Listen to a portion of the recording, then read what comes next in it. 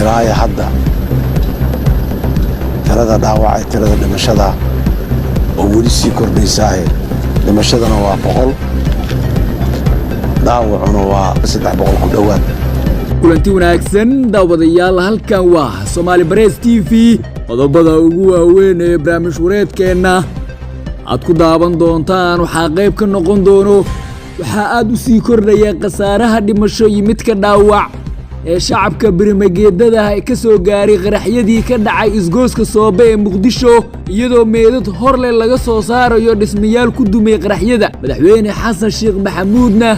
qaraxyada ayuu si kulul ugu hadlay, fariintii u dambeysay ee shacabka Soomaaliyeed ku aadan ayuuna diray. qodobada kale ee barnaamij wareedkeena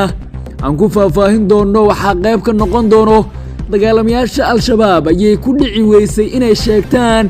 mas'uuliyadda weerarka baahalnimada ee shacab Soomaaliyeed oo u badnaa haween, caruur iyo dad ah ay ku xasuuqeen, iyadoona gudaha kooxda uu ka jiro loolan iyo sidoo kale khilaaf oo dhinaca hoggaanka ay isku hayaan. barnaamij wareedkeena ayaan ku faahfaahin doonaa. barnaamij wareedkeena maanta intiisa ugu badan waxaan xoogga ku saari doonaa musiibadii ka dhacday Muqdisho. qodobada kale ee barnaamij wareedkeena aan ku faahfaahin doono waxaa qayb ka noqon doono ciidamada dawladda waxay wadaan howlgallo ay isugu fidinayaan tuulooyin hoostaga deegaanka Masaajid Cali Guduud ee gobolka Shabeellaha Dhexe. qodobadaas iyo sidoo kale qodobo kale oo xiiso leh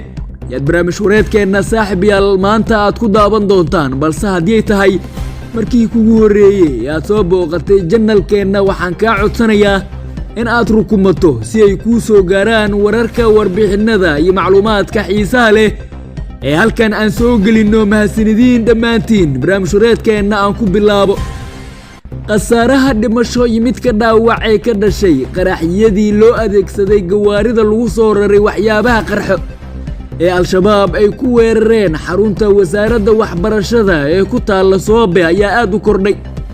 iyadoona dad shacab ah khasaarihii ugu badnaa uu ka soo gaaray. ku dhowaad 100 ruux oo shacab birimageeda aan waxba galabsan ayaa ku nafwaayay qaraxaasi, halka 300 oo kalena oo shacab, caruur iyo sidoo kale dad waayeela u badnaa ay ku dhaawacmeen. cisbitaalada Muqdisho waxaa buux dhaafiyay dhaawacyada, iyadoona laamaha caafimaadka ay shacabka Muqdisho ay ka dalbanayaan in xarumaha caafimaadka ay gaaraan sidii dhiigag ay ugu shubaan dadka ay dhibaatadu hayso. waa musiibo kale oo isgooskaasi ka dhacday, iyadoona hadda burburka dhismayaashii ku dumay qaraxyada laga soo hoos bixinayo dad meedadkooda ay ku hoos jireen. isgooska Soobe ee Muqdisho waxaa hadda tuban dad badan oo qaar ka mid ah ehelkooda ay la'yihiin, maadaama ay ugu wardambeysay ayagoo ka agdhowaa goobta uu qaraxyadu ay ka dhaceen. sidoo kale cisbitaalada magaalada caasimadda ee Muqdisho ayaa waxaa aad u buux dhaafiyey dad badan oo shacab ah oo baadigoobaya qaar ka mid ah ehelkooda oo qaraxyadu ay dhibaato ay ka soo gaartay. burbur xooggan ayaana soo gaaray goobta ay qaraxyadu ay ka dhaceen.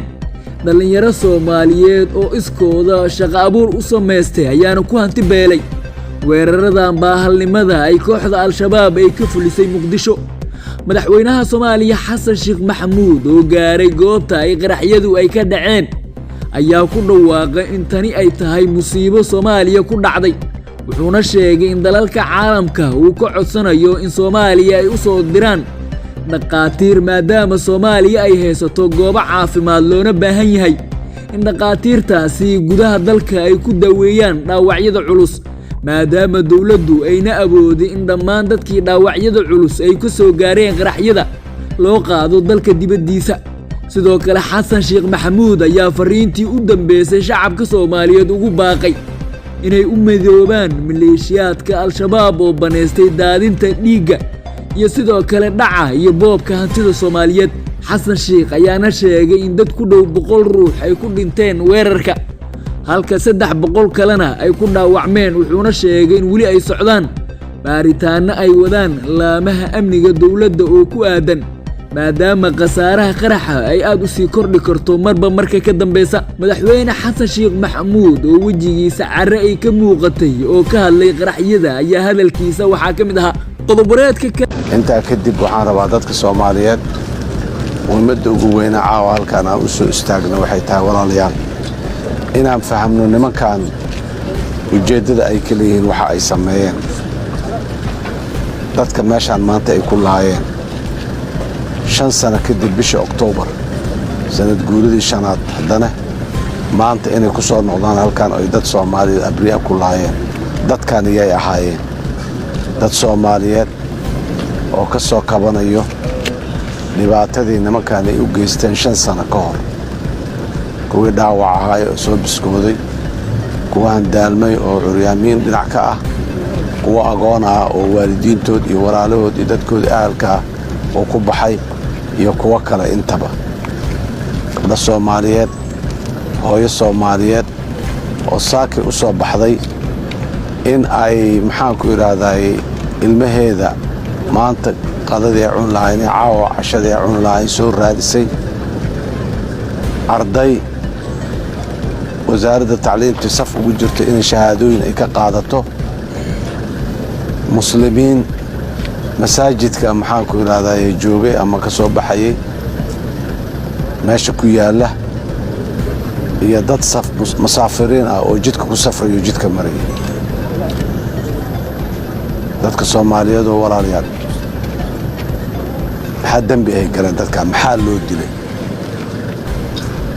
qof cudur daari karto oo xataa sabab macquul oo la fahmi karo sheegi karta ma la arkaya sabab yani macquul oo dadka loo hadaf looga dhigto loo waxay nimankan waa nimankaas waa khawaarijtaas waa arxan laawayaashaas sidaasay soo ahaayeen laakiin waxaa lala dagaalamaa qofkii kula dagaalamayo qofan kula dagaalamay gabar ganacsi yar meel ku haysata wiil arday oo saaka soo dheelmado shahaado soo qaaday isla imtixaanaadkii aad ka baxday shahaadadoodii soo qaaday aad jaamacad aadiday isla kuwa kale oo safrayo jidka saarnaa oo afgooy u socday ama ka yimiday kuwa isbitaalka banaadir tagay ee ka soo noqday yani dadka meesha maraya dadkaasi ahay ilaa hadda tirada dhaawacay tirada dhimashada oo weli sii kordhaysaay dhimashadana waa 100 dhaawacuna waa 300 ku dhowaad dhaawacyo kalena way soo bixi doonaan dhimasho kalena way soo bixi doontaa qodobareedka kale ee barnaamij wareedkeena ku jira haddii aan sii faahfaahinno ciidamada dawladda ayaa saaki wada howlgallo ay isugu fidinayaan tuulooyin hoostaga deegaanka masaajid Cali Guduud ee gobolka Shabeellaha Dhexe kadib markii ciidamada ay u suura gashay shalay dagaal qaraar oo ka dhacay deegaankaasi in gudaha ay u galaan saakay waxay ku wajahan yihiin tuulooyin 5 kiiloomitir u jira deegaankaasi oo isku aruursanayaan maleeshiyaadka al-shabaab ciidamada dawladda ee huwanta kuwa danab iyo gorgor ayaana wada howlgalladii u dambeeyay ay tuulooyinkaasi isugu fidinayaan saraakiisha ciidamada qaarkood oo la hadlay warbaahinta gudaha ayaa sheegay in deegaanka masaajid Cali Guduud gabi ahaanba ay ka wadaan howlgallo miina baarisa maadaama xoogga al-shabaab ay qaraxyo ay ka buuxiyeen deegaanka ka hor inta aan laga faramaroojin